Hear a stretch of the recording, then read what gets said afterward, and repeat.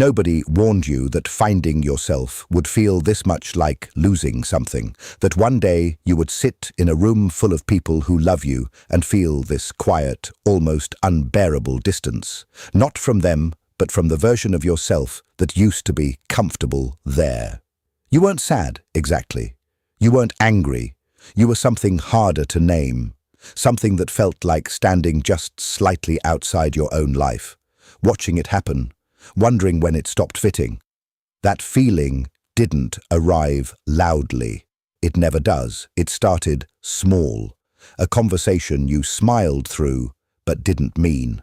A choice you made because it was easier than explaining why you wanted something different. A version of you that you kept performing not out of dishonesty, but out of habit, because that version had worked for so long, and somewhere along the way you had stopped questioning whether it was actually you or just the shape you learned to take up in other people's presence. And here is what makes this so difficult to talk about. It doesn't feel like a crisis. It feels like a slow, almost invisible erosion, the kind you only notice when you look back and realize you've been tired in a way that sleep doesn't fix, for longer than you can clearly remember. You function. You show up. You are, by most visible measures, fine. But there is something underneath all of that. Something quieter and more persistent, a sense that you are carrying a self that belongs to someone else, or maybe a self that used to belong to you but doesn't anymore. And you are not entirely sure when the distance opened up, only that it is there and it is widening. The strange thing is, this doesn't happen to people who stopped caring. It happens to the ones who care too much, who felt everything too deeply for too long and learned very early that the safest thing to do with that was to adjust. Shrink where shrinking was rewarded. Expand where expansion was approved. You became fluent in a language that wasn't quite your own, and you became so fluent that you forgot you were translating. There are moments that crack this open without warning. A song you haven't heard in years. A conversation that goes somewhere real and unexpected and leaves you feeling both more awake and more exhausted than before. A photograph of yourself from some earlier chapter where you look genuinely unburdened. And the feeling that rises in you isn't nostalgia, it's something closer to grief, because you're not sure what was lost or exactly when. Only that something was, and that it mattered. This is where most people stop. Because grief requires an admission. It requires you to say, something real in me went somewhere, and I don't fully know where, and I'm not sure how to go looking for it without disturbing everything I've built around its absence. And you have built things, relationships, routines, a way of moving through the world that is functional and recognizable and safe. Dismantling any of that, even slightly, even just emotionally, feels dangerous in a way that is almost impossible to justify to someone who has never felt it. How do you explain that becoming more yourself might require grieving a version of yourself that other people still need you to be? That contradiction sits in you quietly, like a stone. You don't talk about it, not because you're hiding it, but because language keeps failing the moment you try.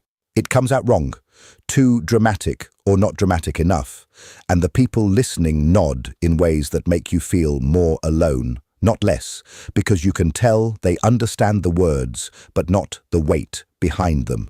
So you carry it. And carrying it becomes its own kind of identity. The person who knows something is shifting, but hasn't yet found the vocabulary or the courage or the right moment to fully face what that shift actually means, what it means for who you've been, what it means for who you are becoming, and perhaps most uncomfortably, what it means for the people who built their understanding of you on a version of you that you are slowly, quietly, no longer able to maintain. That last part, we haven't fully looked at yet. Because underneath everything described here, underneath the tiredness and the distance and the quiet grief of feeling like a stranger inside your own familiar life, there is a specific psychological process happening. One that most people go through without ever having a name for it, which is precisely why it feels so isolating, so formless, so impossible to explain.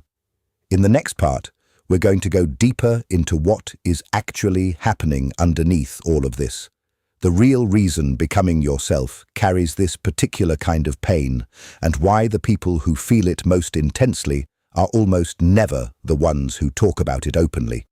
What's coming next is the part that tends to change how you understand not just this feeling, but the shape of your entire inner life up until now. If this content speaks the words you can't explain, click subscribe.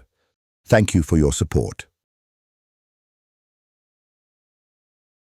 There is a specific kind of exhaustion that has nothing to do with how much you've done. You can sleep 8 hours, have a quiet day, speak to no one who drains you, and still arrive at the end of it feeling emptied out in a way that doesn't make logical sense. You look at your life and nothing is visibly wrong, and that absence of visible wrongness becomes its own strange weight. Because you can't point to it, can't justify it, can't say this is the thing and have anyone understand why it's sitting on your chest the way it is. What you start doing instead is managing it, quietly, without deciding to. You find small ways to disappear inside your own routine, not dramatically, not in ways that alarm anyone, but in the particular way of a person who has learned that certain feelings are better administered in controlled doses. You stop bringing certain things up in conversation, not because you're protecting yourself exactly, but because somewhere along the way you absorbed the lesson that some parts of what you feel require too much explanation, and the explanation is always longer than the moment allows, so you let it go, again and again, until letting it go becomes the default and you can no longer tell whether you're being emotionally intelligent or whether you're just disappearing in very small, very practiced increments.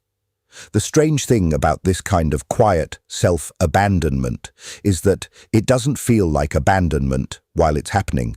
It feels like being reasonable. It feels like maturity, like perspective, like knowing which battles matter. Nobody teaches you where the line is between genuine acceptance and the particular resignation of someone who has simply stopped believing their inner world is worth the disruption it causes. And so you keep crossing that line without noticing, and the version of you that exists in most of your relationships becomes a kind of edited draft, competent and warm and present, but missing entire chapters that you never read aloud to anyone. You start to notice it in the oddest places.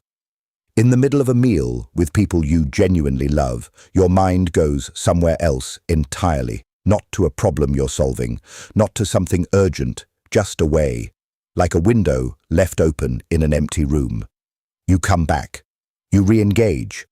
But there's a fraction of a second just before you surface where you feel the distance most clearly, and it is not the distance between you and them, it is the distance between who you are in that moment and some other version of yourself that you can almost sense but cannot locate. Or you agree to something small and relatively inconsequential, and immediately after you feel a weight that is disproportionate to what just happened. Not regret, exactly. Something quieter and more corrosive. The feeling of having voted against yourself in an election you didn't know was taking place. These moments accumulate without announcing themselves as significant. That's what makes them so difficult to examine. Each one, individually, is dismissible. But underneath them, something is being slowly established.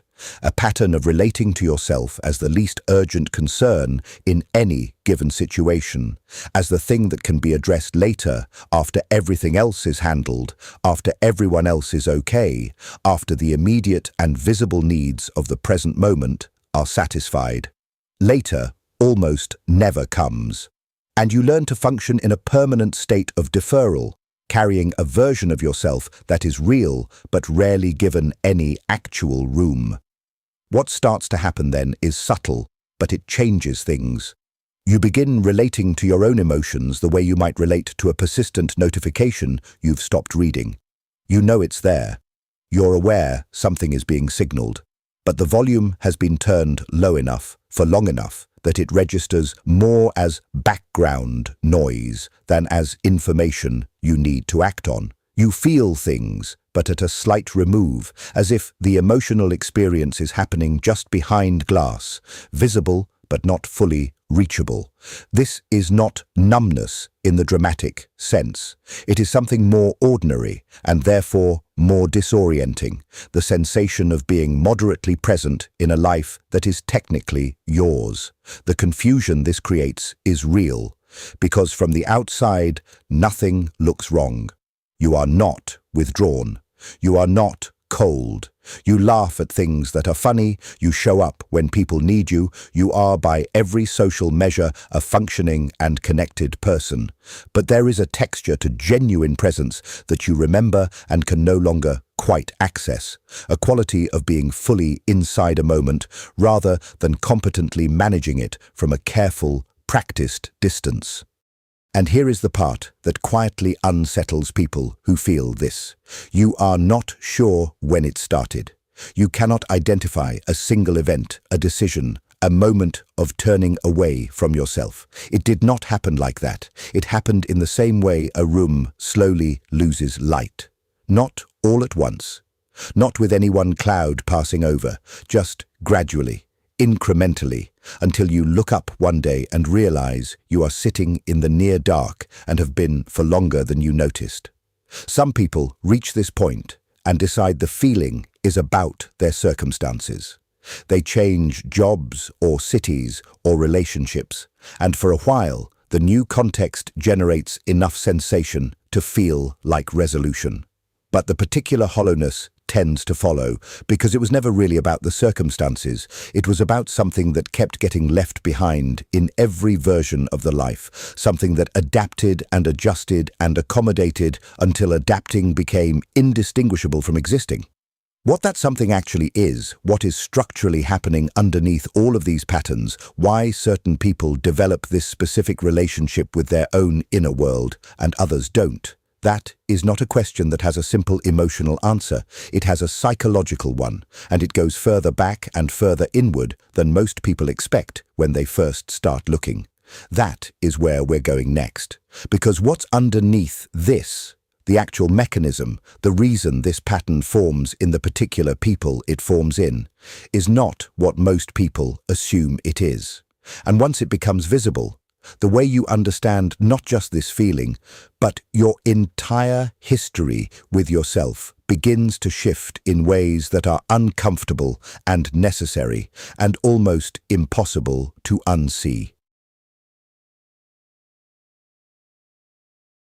At some point, without any conscious decision, you learned that certain versions of yourself were safer than others. Not safer in any dramatic sense, not safer from danger or harm, safer in the quieter, more ordinary sense of being easier to accept, easier to keep, easier to love.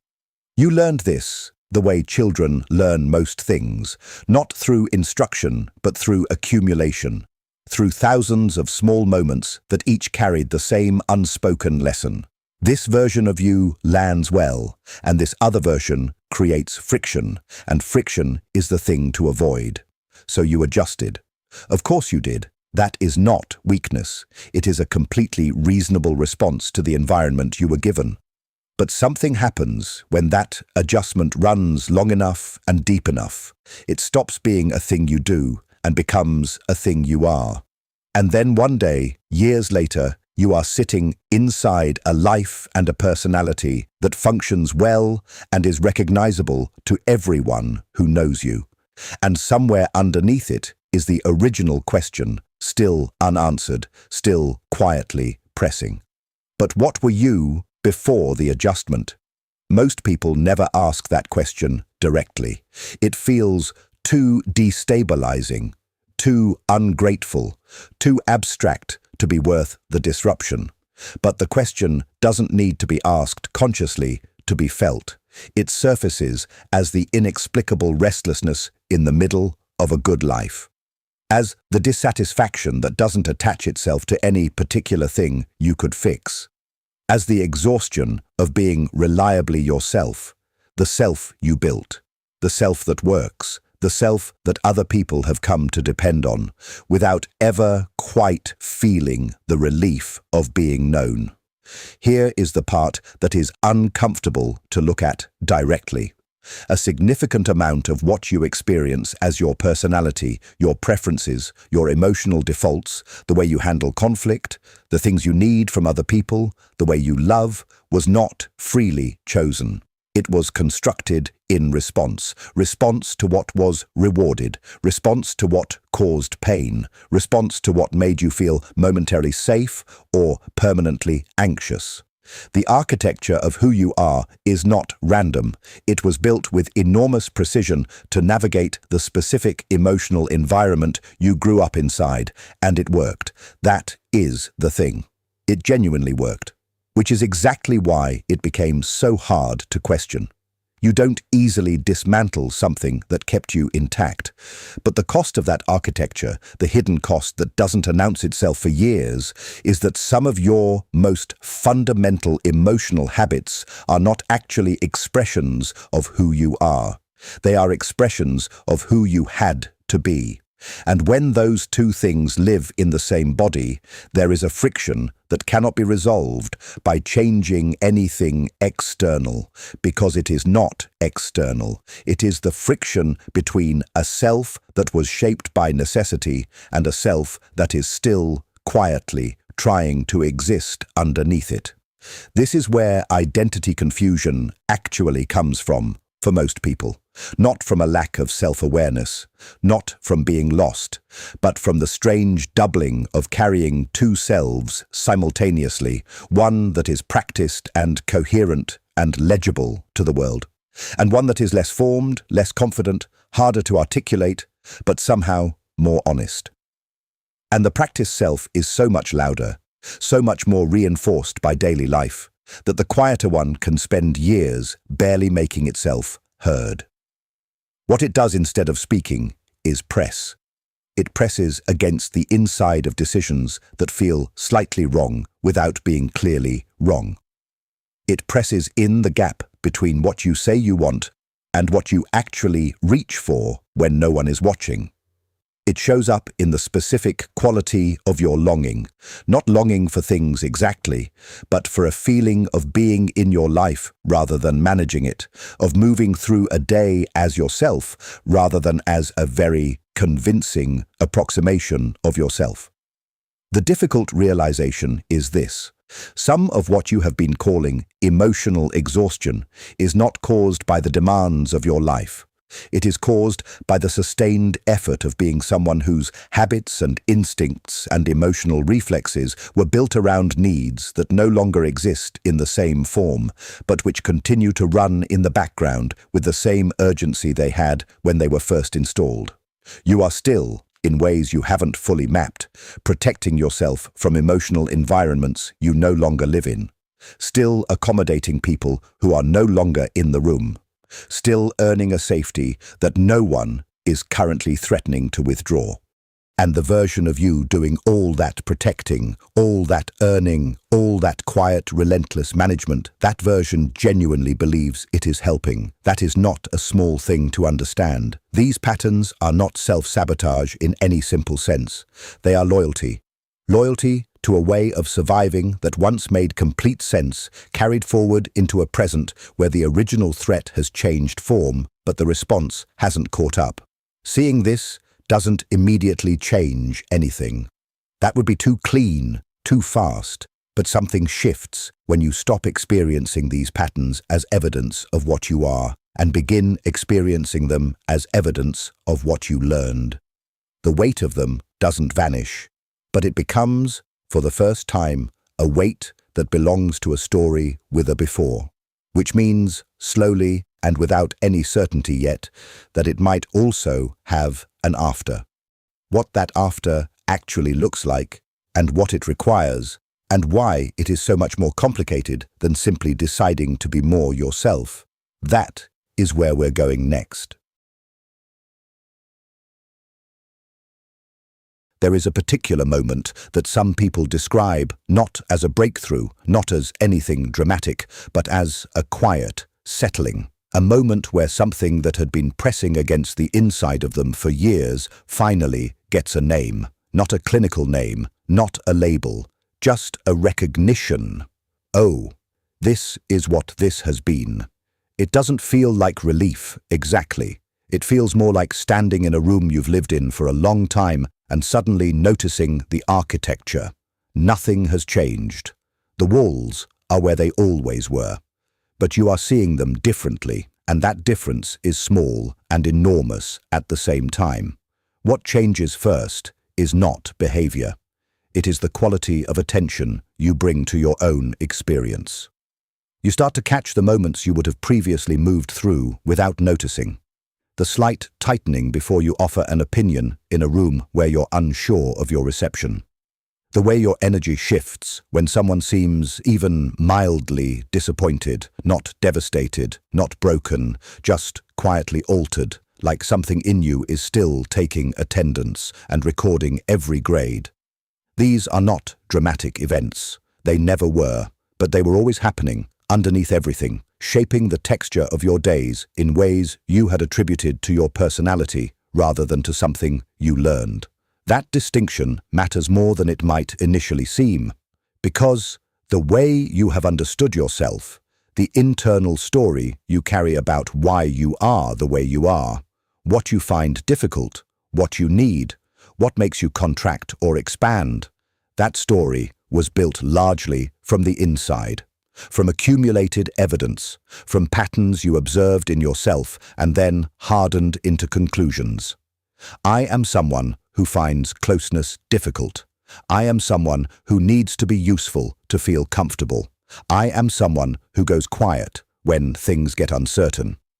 You took those observations and turned them into identity, which felt like self-knowledge but was sometimes something closer to self-sentencing. Seeing the patterns differently doesn't erase them.